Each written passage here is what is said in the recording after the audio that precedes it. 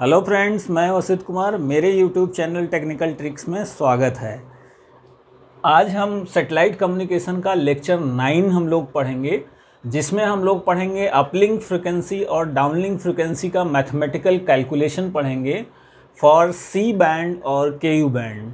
उसमें ये बहुत ही इम्पॉर्टेंट लेक्चर होगा हमारा, और इसमें जो फ्रिक्वेंसीज़ का कैलकुलेशन, जो अपलिंक और डाउनलिंक होती है उसके फ्रिक्वेंसी कैलकुलेशन किस तरीके से होते हैं उसको डिटेल में हम लोग समझेंगे। और फिर हम लोग देखेंगे कि प्रोपगेशन डिले क्या होता है। जो प्रोपगेशन डिले होता है वो कितना होता है, earth station to satellite to downlink frequency. जो डाउनलिंक होता है वो जो सिग्नल है वो कितना उसमें डिले होता है, प्रोपगेशन डिले। फिर हम लोग पढ़ेंगे सैटेलाइट फुटप्रिंट के बारे में कि अगर कोई भी सैटेलाइट है तो उसका कवरेज एरिया कितना है जिससे हम अपने सिग्नल को डाउनलिंक ले सकते हैं। तो ये सारी चीज़ें वन बाय वन हम लोग इस लेक्चर में डिस्कस करेंगे। तो आइए देखते हैं। अपलिंक और डाउनलिंक फ्रिक्वेंसी मैथमेटिकल कैलकुलेशन में हम सबसे पहले ये देखेंगे कि फ्रिक्वेंसी क्या होती है। हमारी फ्रिक्वेंसी क्या होती है? The number of sinusoidal wave form repeated per second is called frequency, right. तो जैसे ये हमारा कुछ डायग्राम है, ये हमारा वेव फॉर्म है साइनोसॉइडल। तो इसका एक साइकिल जो है यहाँ पर पूरा हो रहा है और दूसरा साइकिल फिर यहाँ पर पूरा हो रहा है, यानी कि एक सेकंड में कितने टाइम्स जो है ये रिपीट हो रहा है सिग्नल, उसी को हम फ्रिक्वेंसी बोलते हैं। और which is donated by f is equal to 1/t, frequency is equal to 1/ time of period. तो ये जो बेसिक चीज़ है फ्रिक्वेंसी होती क्या है। अब हम लोग आते हैं कि there are many RF frequencies use to deliver satellite communication signal. जो सिग्नल को डिलीवर करने के लिए हमारे सैटेलाइट में कई सारी फ्रिक्वेंसीज़ होती हैं। वो कौन कौन सी होती हैं? जैसे हमारी सी बैंड फ्रिक्वेंसी है, के यू बैंड फ्रिक्वेंसी है और एल बैंड फ्रिक्वेंसी है। तो ये क्या चीज़ें होती हैं और इनके क्या रेंजेस हैं, फिर इसका कैलकुलेशन कैसे होता है, ये हम लोग थोड़ा डिटेल में देखेंगे अब इसके बारे में। तो हमारा जो 3 टाइप्स के जो बैंड हैं उसके बारे में हम लोग डिस्कस कर रहे हैं, सी बैंड, के यू बैंड और एल बैंड। तो सी बैंड में जो फ्रिक्वेंसी रेंजेज होता है वो नॉर्मली कितना होता है, उसका allocated range 3.7 gigahertz to 6.425 gigahertz, यानी ये जो इसका allotted C band frequency range है। अब इसी के अंदर हमारा क्या होता है, अपलिंक और डाउनलिंक फ्रिक्वेंसी का रेंजेस होते हैं। तो अपलिंक फ्रिक्वेंसी रेंज इसके अंदर जो सी बैंड का होता है वो अपलिंक फ्रिक्वेंसी रेंज है 5.925 गीगाहर्ट्ज़ टू 6.425 गीगाहर्ट्ज़, राइट। तो uplink frequency means ground to earth, यानी कि ग्राउंड से जो अर्थ पर जाता है सिग्नल, ग्राउंड से अर्थ पर जो जाता है वो अपलिंक फ्रिक्वेंसी हो गई, उसका रेंज हमारा ये हो गया। अब फिर उसके बाद डाउनलिंक फ्रिक्वेंसी रेंज क्या होता है, 3.7 गीगाहर्ट्ज़ टू 4.2 गीगाहर्ट्ज़। इस फ्रिक्वेंसी रेंज में हमारा डाउनलिंक फ्रिक्वेंसी होता है। और डाउनलिंक फ्रिक्वेंसी क्या होती है, स्पेस से जो है जो ग्राउंड पर सिग्नल आता है, यानी कि जो स्पेस है, स्पेस से जो ग्राउंड पर सिग्नल आएगा उसे हम डाउनलिंक फ्रिक्वेंसी कहते हैं, और इसका रेंज ये होता है। सेकंड आता है के यू बैंड एलोकेटेड फ्रिक्वेंसी। के यू बैंड का जो फ्रिक्वेंसी अलॉटेड रेंज है वो है 11.7 गीगाहर्ट्ज़ टू 14.5 गीगाहर्ट्ज़, राइट। और इसमें जो के यू बैंड का अपलिंक फ्रिक्वेंसी होती है वो 14 गीगाहर्ट्ज़ टू 14.5 गीगाहर्ट्ज़, और इसका जो डाउनलिंक फ्रिक्वेंसी होता है वो 11.7 गीगाहर्ट्ज़ टू 12.2 गीगाहर्ट्ज़ होता है। Then comes L band frequency. L band frequency का जो रेंज होता है 1 गीगाहर्ट्ज़ टू 2 गीगाहर्ट्ज़ के बीच में होता है। तो ये हमने देखा कि सी बैंड, के यू बैंड और एल बैंड की क्या फ्रिक्वेंसी रेंजेज हैं, और फिर सी बैंड और के यू बैंड के जो के रिस्पेक्टिव जो अपलिंक और डाउनलिंक फ्रिक्वेंसी रेंजेज हैं उसके बारे में हमने देखा। इसका जो कैलकुलेशन होता है वो हम कैसे करेंगे, इसको भी हम लोग डिटेल में समझ लेते हैं। तो पहला है सी बैंड फ्रिक्वेंसी कैलकुलेशन। इसको देखते हैं, फ्रिक्वेंसी कैलकुलेट हम लोग कैसे करते हैं। सपोज़ हमें पता है कि किस फ्रिक्वेंसी से हमें सिग्नल को भेजना है, वो फ्रिक्वेंसी अगर हमें पता है तो हमें एल बैंड फ्रिक्वेंसी या डाउनलिंक फ्रिक्वेंसी हम कैसे कैलकुलेट करेंगे ये हम लोग समझते हैं। ये बहुत ही इम्पॉर्टेंट सेक्शन है जितने भी हमारे ब्रॉडकास्ट इंजीनियर्स हैं या फिर जो हमारे इंजीनियरिंग स्टूडेंट्स हैं उसके लिए कैसे इसको हम कैलकुलेट करेंगे। Suppose we have an uplink frequency 6864 megahertz, right. ये अगर फ्रिक्वेंसी पता है कि अपलिंक फ्रिक्वेंसी हमारी क्या है, तो सैटेलाइट का और हमें ये देखना होगा कि कौन सी सैटेलाइट पर हम उसको लॉन्च कर रहे हैं और सिग्नल को, तो उस जो सैटेलाइट का जो ट्रांसपॉन्डर एलो फ्रिक्वेंसी होगा, सपोज करिए कि जो हमारा लोकल ऑसिलेटर फ्रिक्वेंसी ट्रांसपॉन्डर की 3025 मेगाहर्ट्ज़ है, तो ये हमें नोन है और ये हमें पता है। तो हम लोग डाउनलिंक फ्रिक्वेंसी कैसे कैलकुलेट करेंगे, ये हमारी अपलिंक फ्रिक्वेंसी है और ये जो है ट्रांसपॉन्डर की लोकल ऑसिलेटर फ्रिक्वेंसी है। तो हम डाउनलिंक फ्रिक्वेंसी हम कैसे पता करेंगे, downlink frequency is equal to uplink frequency minus local oscillator frequency of transponder. तो अपलिंक फ्रिक्वेंसी हमारी कितनी है 6864 megahertz and the transponder frequency जो लोकल ऑसिलेटर की है वो है 3025। तो जब हम इसको माइनस करेंगे तो ये हमारा आएगा 3839 मेगाहर्ट्ज़। तो ये हमारा जो है ये डाउनलिंक फ्रिक्वेंसी हो जाएगी, राइट। ये डाउनलिंक फ्रिक्वेंसी हमारा हो गया 3.839 गीगाहर्ट्ज़ और 3839 मेगाहर्ट्ज़। अब हमें डाउनलिंक फ्रिक्वेंसी पता हो गई। अब हमको अगर स्पेक्ट्रम में अगर हमें देखना है कि हमारी एल बैंड फ्रिक्वेंसी जो है कैलकुलेट करके कि उसमें किस तरीके का हमारा वेवफॉर्म कैरियर कैसे आ रहा है, तो अगर हमें एल बैंड फ्रिक्वेंसी पता करनी है उस सिग्नल की, डाउनलिंक सिग्नल की, तो हमें क्या करना होगा, जो हम एंटीना में जो हमने डाउनलिंक के लिए एंटीना हम यूज कर रहे हैं, इस्तेमाल कर रहे हैं, उसमें हम क्या लगाएंगे LNB, राइट, लो नॉइज़ ब्लॉक डाउन कन्वर्टर। तो LNB हम लगाएंगे और हमने इसको पहले भी बताया था कि LNB में क्या क्या चीज़ें होती हैं। एक तो LNA होता है और प्लस जो है उसका ब्लॉक डाउन कन्वर्टर होता है, राइट। तो LNA क्या करता है, जो हमारा सिग्नल स्पेस से जो है यहाँ पर जो आया सैटेलाइट से, जो हमारा अर्थ स्टेशन पर जो एंटीना है, रिसीविंग एंटीना है, वहाँ पर जो सिग्नल आया वो क्या होता है, थोड़ा सा लॉसेज के बाद वो उसका वीक सिग्नल रिसीव होता है। तो हम क्या करते हैं, LNA के थ्रू उसको एम्पलीफाई करते हैं। लो नॉइज़ एम्पलीफायर जो होता है उससे हम सिग्नल को एम्पलीफाई करते हैं और फिर उस सिग्नल को, रिक्वायर्ड सिग्नल को हम जो है डाउन कन्वर्ट करते हैं। तो LNB का काम ये है। उसके अंदर दो फंक्शंस होते हैं, ये हम डिटेल पढ़ेंगे। आपके एंटीना का जो हम लेक्चर लेकर आएंगे, जो वीडियो हम देंगे, उसमें आपको डिटेल में इसको बताएंगे कि एंटीने में क्या क्या पार्ट्स होते हैं और कैसे ये सब काम करता है। तो एल बैंड फ्रिक्वेंसी कैलकुलेशन कैसे होगा, LNB local oscillator frequency minus downlink frequency जो हमारा ये मिला है। तो जो LNB का local oscillator frequency C band के लिए जो होता है वो स्टैंडर्ड है, वो 5150, और जो हमारा डाउनलिंक फ्रिक्वेंसी कैलकुलेशन में आया वो है 3839। अगर इसको माइनस कर देंगे तो ये आया 1311 मेगाहर्ट्ज़। तो ये हमारा जो है एल बैंड फ्रिक्वेंसी जो फाइनल हमें लेना था ये मिल गया। तो हम ये कह सकते हैं कि सी बैंड लोकल जो LNB होती है, लोकल ऑसिलेटर जो स्टैंडर्ड फ्रिक्वेंसी होती है, वो 5.15 गीगाहर्ट्ज़ या 5150 मेगाहर्ट्ज़ होती है। और जो इसका इनपुट फ्रिक्वेंसी रेंज होता है जो सी बैंड LNB की, वो होती है 3.4 to 4.2 गीगाहर्ट्ज़। ये सारे डिटेल हम एंटीना सेक्शन में बता देंगे आपको। तो कुछ इस तरीके से हम फ्रिक्वेंसी का, सी बैंड फ्रिक्वेंसी का कैलकुलेशन हम कर सकते हैं। तो ये आपका सी बैंड का जो फ्रिक्वेंसी कैलकुलेशन है उसके बारे में हमने बताया, और होप ये आपको समझ में आया होगा। आप इसको देखिएगा। अब नेक्स्ट आता है KU बैंड का फ्रिक्वेंसी कैलकुलेशन। तो दूसरा है हमारा KU बैंड फ्रिक्वेंसी का कैलकुलेशन किस तरीके से करेंगे। इसमें जैसे ये हमारा ट्रांसपॉन्डर है, राइट, ये सेटेलाइट ट्रांसपॉन्डर है, KU बैंड की ये सेटेलाइट है, और ये ट्रांसपॉन्डर इसके अंदर जो होता है, सपोज करो कि इस ट्रांसपॉन्डर का जो लोकल ऑसिलेटर फ्रिक्वेंसी है वो 2800 मेगाहर्ट्ज़ है, 2800 मेगाहर्ट्ज़ है, राइट।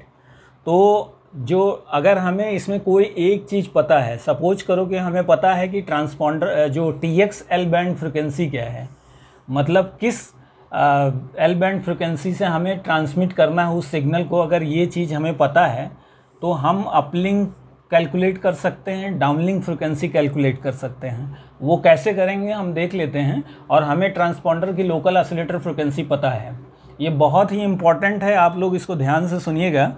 अपलिंक फ्रिक्वेंसी अगर हमें कैलकुलेट करना है तो वो क्या होगा, एल बैंड फ्रिक्वेंसी जो हमें पता है प्लस BUC LO। तो जो BUC का LO है वो कितना है, तो जो हमारा अर्थ स्टेशन, अगर हम अर्थ स्टेशन में क्या है, हम जो है किसी भी सिग्नल को, बेस बैंड सिग्नल को हमने कल देखा था, जो ट्रांसमीटर हमने देखा था उसमें हमारा बेस बैंड सिग्नल इनकोडर में जाता है, फिर मॉड्यूलेटर में जाता है, फिर उसके बाद हमारा अप कन्वर्जन होता है, फिर HPA के थ्रू एम्पलीफाई होकर के वो सिग्नल सेटेलाइट में पहुंचता है।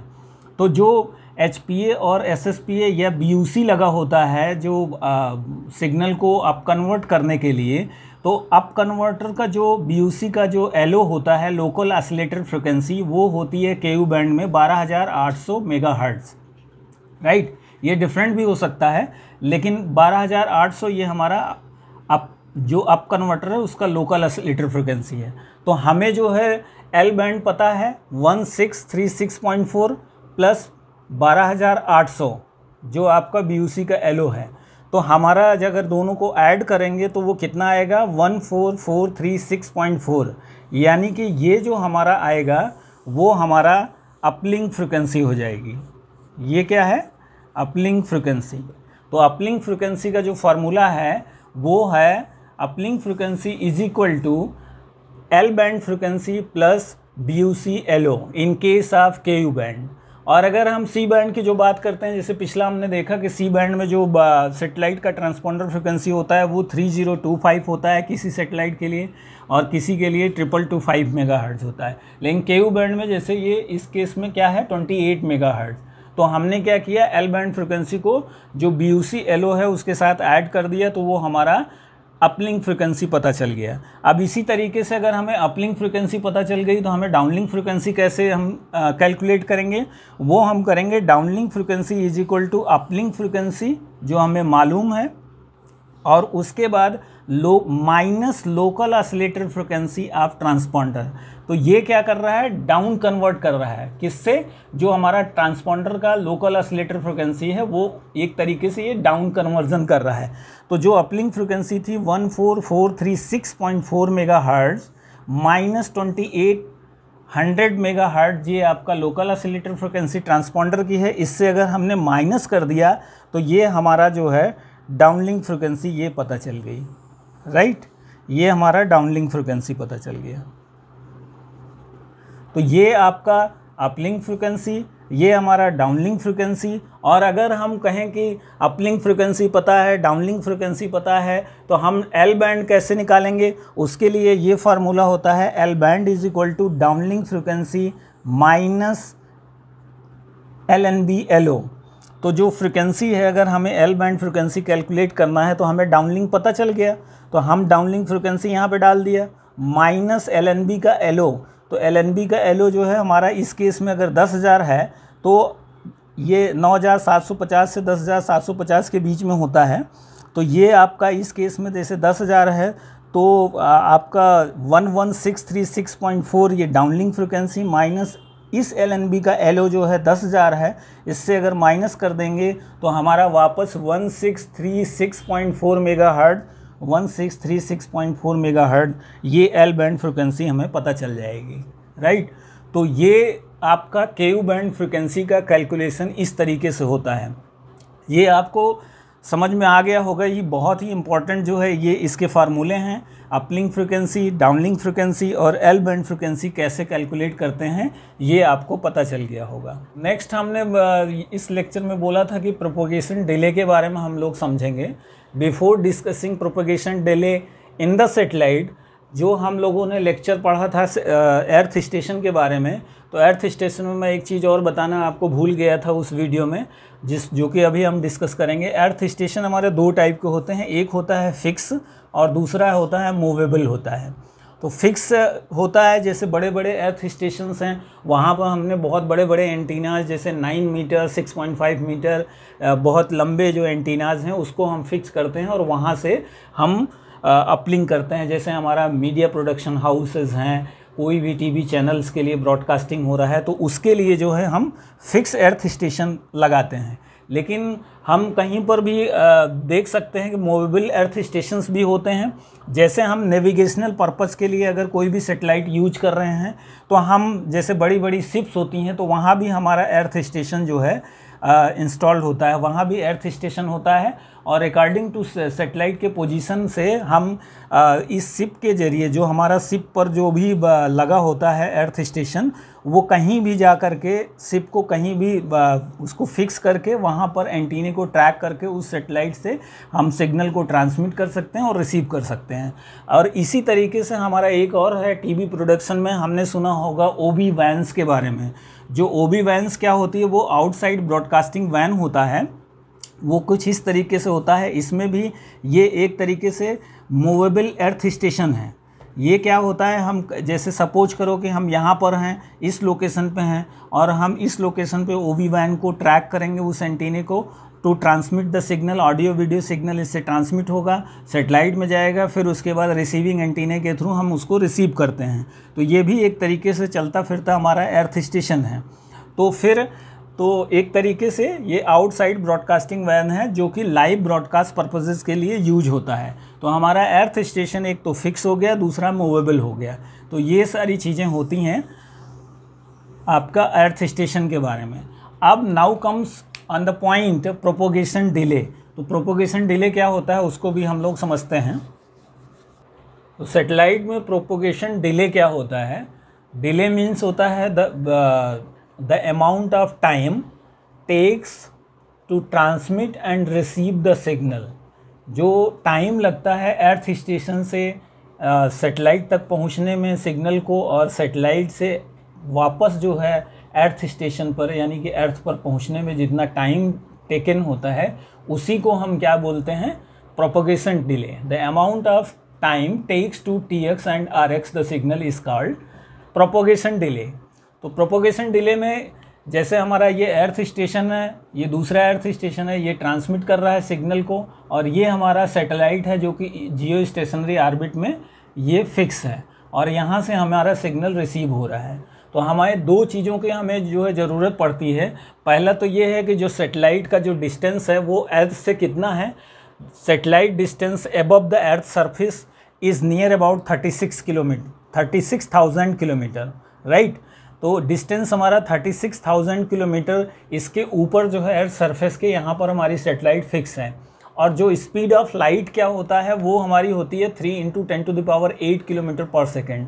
यानी कि किस स्पीड से हमारा जो है ये सिग्नल जाता है सेटेलाइट पर, वो कुछ इस तरीके से होता है। तो हम जो हमारा एक फार्मूला है, time is equal to distance upon speed as we aware, time is equal to distance upon speed.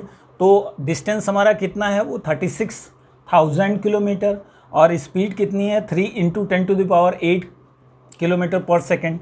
तो अगर इसको हम अगर देखेंगे, इसको डिवाइड करेंगे तो टाइम हमारा जो है अप्रॉक्स 120 मिली सेकेंड आएगा।